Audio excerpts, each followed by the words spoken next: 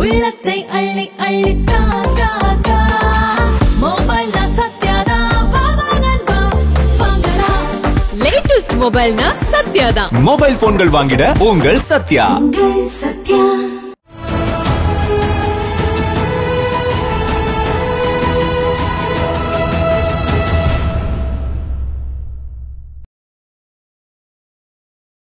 தமிழகம் நேயர்களுக்கு அன்பு வணக்கம். நம்மளோட மூத்த பத்திரிகையாளர் திரு மணி இணைந்திருக்கிறார். வாருங்களோட பேசுகிறோம். சார் வணக்கம்.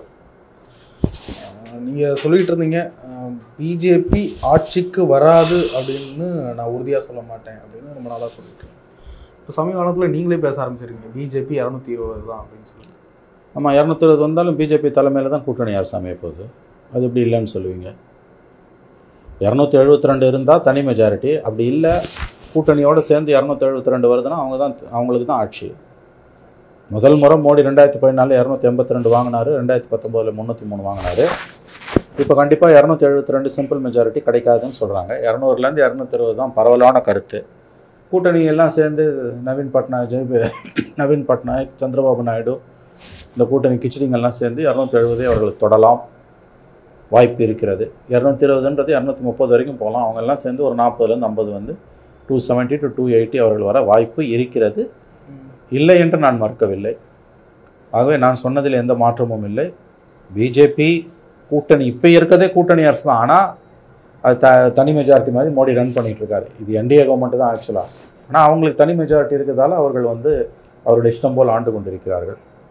220 230 வந்ததுன்னா வாஜ்பாய் காலம் மாதிரி கூட்டணி அரசு அமையும். அவ்வளோதான். அதுக்கு தான் வாய்ப்பு அதிகம்னு எனக்கு தோணுது.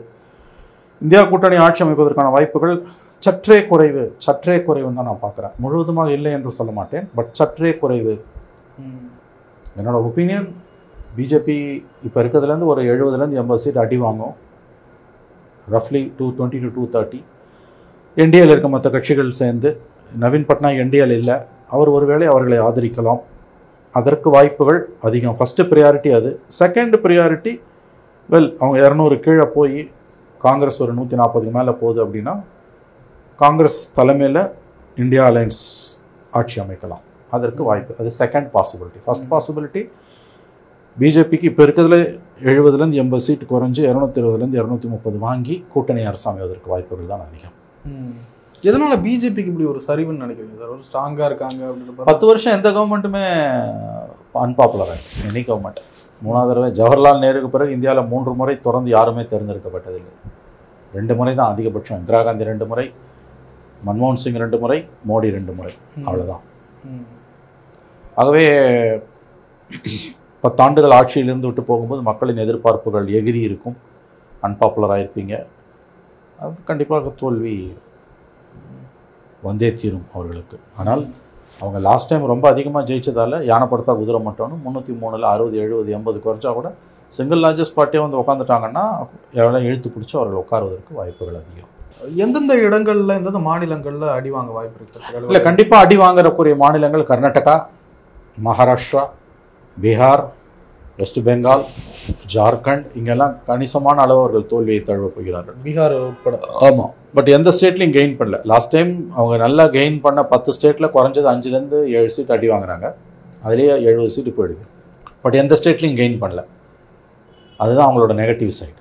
இப்போ ராகுல் காந்தி அவர்களுடைய பிரச்சாரம் தான் இதுக்கு ஒரு காரணமா, இல்லை இந்தியா கூட்டணியுடைய ஒருமே, இல்லை ஆன்டி? ராகுல் காந்தி பிரச்சாரம்லாம் ஒன்று இதுக்கு பெரிய காரணம்னு சொல்ல மாட்டான். அப்படிலாம் நினச்சிங்கன்னா அது நீங்கள் நீங்களே ஏமாத்திக்கிறீங்க. டஃப் கொடுக்கலையா மோடி? அதெல்லாம் கிடையாது. அப்படி பார்த்தா கெஜ்ரிவாலோட ஸ்பீச் அதை விட அதிகமாக டஃப்பாக இருக்குது. ராகுலை விட கெஜ்ரிவால் அழகாக பிரச்சாரம் பண்ணுறாரு. ராகுலை விட கெஜ்ரிவால் பிரச்சாரத்துக்கு வீச்சு அதிகமாக இருக்கிறது. ராகுலை விட கெஜ்ரிவால் பீச்சை மக்கள் ரசிக்கிறார்கள். யூபியில் பற்றி என்ன சொல்கிறீங்க நீங்கள்? லாஸ்ட் டைம் யூபியில் என்ன காங்கிரஸோட பர்ஃபார்மன்ஸு? அசம்பிளியில் 2%, 2 சீட்டு 1.5% ஓட்டு. ராய்பரேலி ஒன்றை தவிர வேறு எங்கேயும் இடம் கிடையாது உங்களுக்கு. இந்த கூட்டத்தை வச்சுலாம் நீங்கள் பார்க்குறீங்க. நீங்கள் அப்படின்னா அசம்பிளியில் ஏன் இவ்வளோ படுதோல்வி அடைஞ்சது காங்கிரஸ்? பட் இந்தியா அகிலேஷ் யாதவால் அவங்களுக்கு வண்டி ஓடுது. பட் இந்தியா கூட்டணின்றது இன்னைக்கு ராகுல் காந்தியினுடைய அந்த முகத்தை வச்சு தானே இப்போ பல இடங்களில் பேசுகிறாங்க. மோடியோட செல்வாக்கு குறைஞ்சிருக்கு, ராகுலோட செல்வாக்கு கூடி இருக்குன்றது உண்மை. 68-69% இந்த மோடியோடைய செல்வாக்கு 61% குறைஞ்சிருக்குன்றாங்க எல்லாருமே. 7-8% அடி வாங்குது. ராகுல்து 7-8%லேருந்து 27-28% வரைக்கும் போயிருக்கு. பட் ஸ்டில் 40% டிஃப்ரென்ஸ் இருக்குது. 35% டிஃப்ரென்ஸ் இருக்குது. மோடிக்கு ஈக்குவலாக ராகுல் வரவே இல்லை. அப்படி வந்துட்டாருன்னு சொன்னீங்கன்னா நீங்கள் உங்களை நீங்களே ஏமாற்றிக்கிறீங்கன்னு அர்த்தம். Modi factor is still in tagged. இதுதான் உண்மை. வட இந்தியாவில், சவுத் இந்தியா பற்றி சொல்ல, தென்னிந்தியா பற்றி சொல்ல, வட இந்தியாவில் மோடியோட செல்வாக்கு பெரிய அளவில் அவர் தோற்று வீட்டுக்கு போகக்கூடிய அளவுக்கு சரியவில்லை. ராகுலோட செல்வாக்கு கூடி இருக்கின்றது உண்மை. மோடியை தோக்கடிக்கிற அளவுக்கு கூடலை. காங்கிரஸ் கட்சியை தனிச்சு பார்த்தா அது எந்த அளவுக்கு கெயின் ஆக வாய்ப்பு இருக்கு? கெயின் ஆகிறது கஷ்டம். பிராந்திய கட்சிகள் தான் பிஜேபியை தடுத்து நிறுத்துது. காங்கிரஸ் தடுத்து நிறுத்தலை. சமாஜ்வாதி கட்சி யூபியில் தடுத்து நிறுத்துது.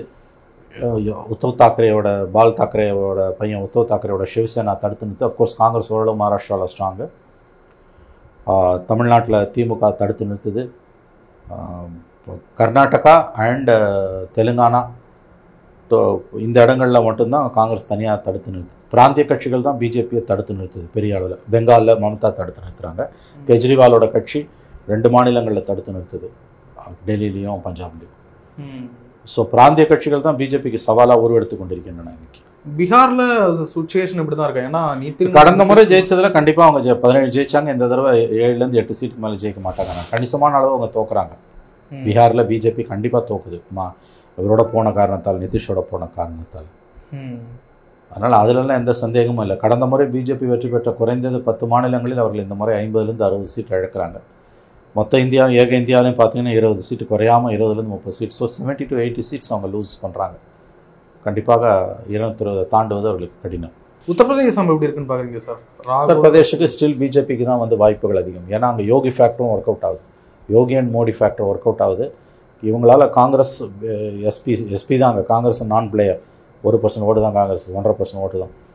அவருக்கு 25% இருக்குது அகிலேஷ்க்கு. அவர் தான் அதை தடுத்து நிறுத்த ட்ரை பண்ணுறாரு, பாடுபட்டுக்கிட்டு இருக்கார். லாஸ்ட் டைம் வந்து அவங்க 65 என்னமோ வாங்கினாங்க, 63 என்னமோ வாங்கினாங்க. இந்த முறை கண்டிப்பாக அதில் குறையும். கணிசமாக 10 தொகுதிகளாவது அவங்களுக்கு குறையும். பெரிய அளவில் இப்போ சமாஜ்வாதி கெயின் பண்ணுறாங்க. கண்டிப்பாக யூபியில் பழைய நம்பர்ஸ் அவங்களுக்கு வரப்போகிறது இல்லை. எவ்வளோ குறைய போகிறதுன்றதான் நம்ம பார்க்க வேண்டிய விஷயம். ஒருவேளை பிஜேபி கூட்டணி சர்க்கார் அமைச்சா கூட அது தாக்கு பிடிக்குமா? நம்பர்ஸ் பொறுத்தது. யார் வரப்போறான்ற கூட்டணி சர்க்காரில் மோடி பிரதமராக இருக்க வாய்ப்பு குறைவு. வேற யாராவது தான் வருவாங்க.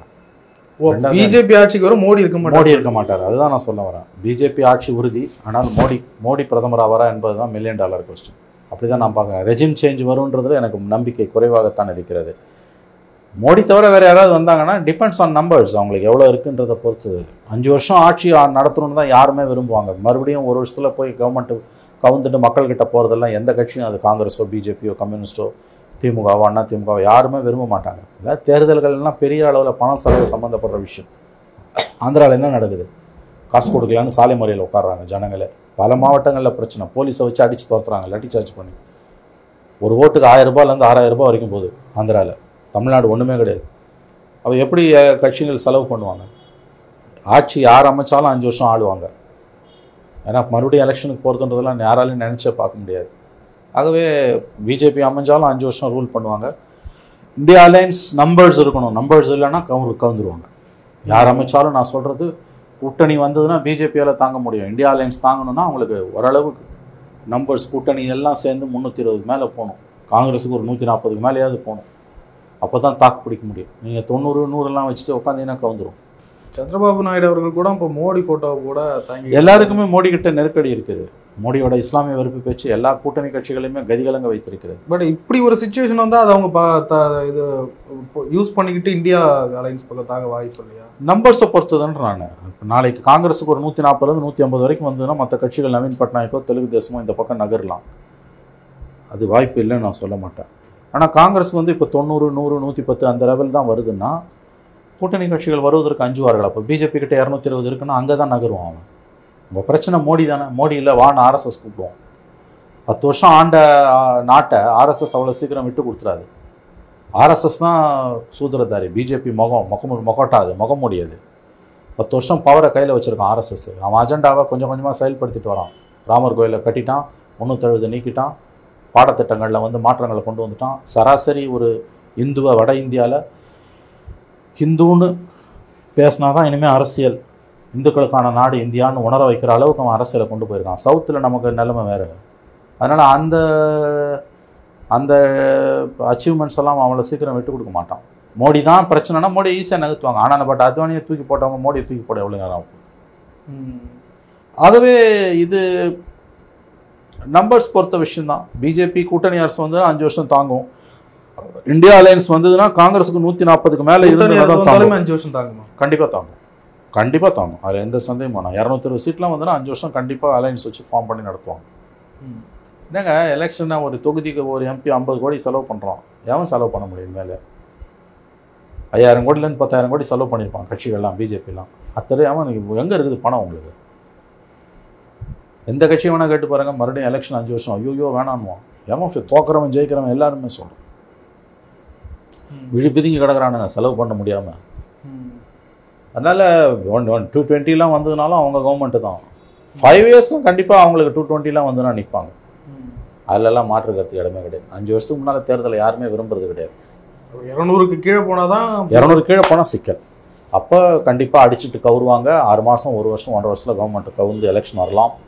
அந்த சாத்தியக்கூறுகளுக்கு 200 தாண்டினாங்கன்னா பிடிச்சி நின்றுடுவான். ஏன் 182 சீட்டு தான் வாஜ்பாய்க்கு. 6 வருஷம் ஆண்டார்ல, 6 வருஷம் ஆண்டுட்டு போனார்ல. அதனால் டிபெண்ட்ஸ், பர்சனாலிட்டியை பொறுத்த விஷயம். வாஜ்பாய் மாதிரி எல்லாரையும் அரவணைச்சு போகிற ஒருத்தன் இருந்தான்னா இவங்க 200 இருந்தால் கூட 200 கீழே இருந்தால் கூட ஆள முடியும். அது இல்லைன்னா கஷ்டம் அவங்களுக்கு. 200 கீழே போச்சுன்னா மோடியை வச்சுட்டுலாம் ஆள முடியாது. 220 இருந்தால் கூட மோடி கிடையாது. மதவாத அணிதிரட்டல் கை கொடுத்துச்சு அந்த டைம். அதே 4ஆம் தேதி தான் தெரியும். ஓகே, போட்டியை திறக்கும் போது தான் தெரியும்.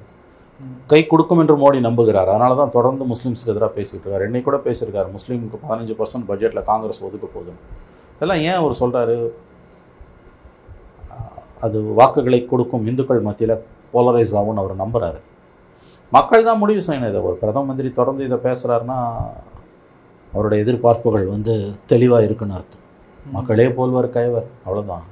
இந்து முஸ்லீம் அப்படின்னு பிரித்து பார்த்து தான் அவர் நாட்டா இன்னைக்கு வந்து எலெக்ஷன் நடத்திட்டு இருக்காரு. ஒரு அரசியலை நான் பண்ண மாட்டேன் அப்படி பண்ண என்னை விட ஒரு மோசமான அதை சொல்லிட்டு இன்னைக்கு பண்றாருல. நேற்று சொல்லிட்டு இன்னைக்கு முஸ்லீம் 15%ன்றாருல. அவர் வஞ்சிச்சுட்டு கொடுப்பாங்க அப்படின்ற மாதிரி சொல்லியிருக்காரு. இதுக்கு என்ன அர்த்தம்? இதுக்கு குறியீடு என்ன? என்ன மெசேஜை கொடுக்குது? சிறுபான்மையின மக்களுக்கு, முஸ்லீம்ஸ் குறிப்பாக அவங்களுக்கு எதிராக இந்துக்களை உசுப்பி விடக்கூடிய வேலையை தான் மோடி செஞ்சுக்கிட்டு இருக்காரு. NDTV நியூஸ் 18 பேட்டியில் நான் அப்படி பிரித்தோன்னா பொது வாழ்க்கையில் இருக்க முடியாதுன்ட்டு 24 மணி நேரத்தில் பேசின நாக்கு வளரில் முஸ்லீமுக்கு 5% பட்ஜெட் கொடுக்க போகுதுன்னா என்ன அர்த்தம்? முஸ்லீம் பட்ஜெட்டு இந்து பட்ஜெட்னு 2 பட்ஜெட் போட போகிறாங்கன்னு வெளிப்படையாக மத வெறியை எவ்வளோ தூரம் உசுப்ப முடியுமோ உசுப்பிக்கிட்டு இருக்காரு. உண்மையாகவே இப்போ பிஜேபிக்கு ஒரு பயம்ன்றது வந்துருச்சு. அது உண்மை. அவங்களுக்கு இந்த பழைய நம்பர்ஸ் வருமோன்ற பயம்தான். தோல்வினா வெறும் தோல்வியாக இருந்தால் பரவாயில்ல, அதாவது மெஜாரிட்டி இல்லாமல் கூட்டணியை நம்பி இருக்க வேண்டி வந்ததுன்னா இப்போ பண்ணுற அட்டூழியத்தெல்லாம் இப்போ பண்ண முடியாது. அந்த பயம்தான் அவங்களுக்கு. தனி மெஜாரிட்டி போய்விடுமோ என்கின்ற பயம், ஆட்சியை இழந்து விடுவோமோன்னா அந்த பயம் இருக்கிறதா எனக்கு தெரியல. I don't think so. ஏன்னா அவங்களோட 2 டேர்ம் ஃபுல் மெஜாரிட்டியில் இருந்து நாட்டை நாசம் பண்ணிட்டாங்க. 3வது தடவை சூறையாடணும்னா அதே மாதிரி தனி மெஜாரிட்டி வேணும். அந்த தனி மெஜாரிட்டி இன்றைக்கு கிடைக்குமா என்பது தான் தெரியவில்லை.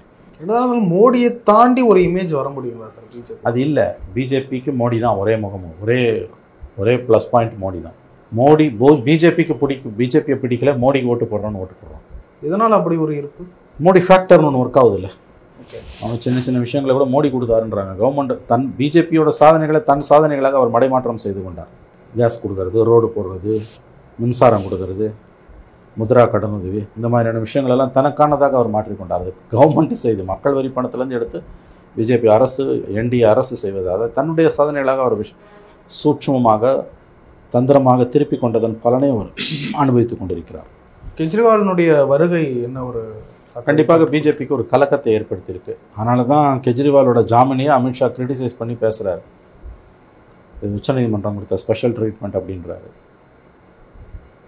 மறைமுகமாக நீதிபதிகளுக்கு எச்சரிக்கை கொடுக்கிறது பிஜேபி. ஏன்னா கெஜ்ரிவாலோட பிரச்சாரம் பிஜேபிக்கு பெரிய கலக்கத்தை உண்டாக்கி இருக்கிறது. ராகுல் காந்தியின் ஸ்பீச்சை விட கெஜ்ரிவால் ஸ்பீச் மக்கள் மத்தியில் எடுப்படுது. அவங்க காயின்லேயே அவங்கள அடிக்கிறாரு. ஹனுமார் கோயிலுக்கு போகிறாரு, ஹனுமான் சாலிசா பாடுறாரு, சாஃப்ட் இந்துத்துவாவை பேசுகிறாரு. சாஃப்ட் இந்துத்துவா வச்சு தான் ஹார்ட் இந்துத்துவாவை அடிக்க முடியும்னு அவருக்கு தெரியுது. கெஜ்ரிவாலோட பேச்சுக்களுக்கு ஒரு மரியாதை இருக்கிறது, செல்வாக்கு இருக்கிறது. தங்களுடைய வெற்றி வாய்ப்பை அது முற்றிலும் பறிக்காவிட்டாலும் ஓரளவுக்கு அது சிதைக்கும் என்று பாஜக அங்கே அஞ்சுகிறது. அதுதான் உண்மை. நிறைய விஷயங்களை பேசுங்க. நன்றி. உள்ளத்தை அள்ளி அள்ளி தா மொபைல் சத்யாதா பெஸ்ட் மொபைல்னா சத்யா தான். மொபைல் போன்கள் வாங்கிட உங்கள் சத்யா. உங்கள் சத்யா.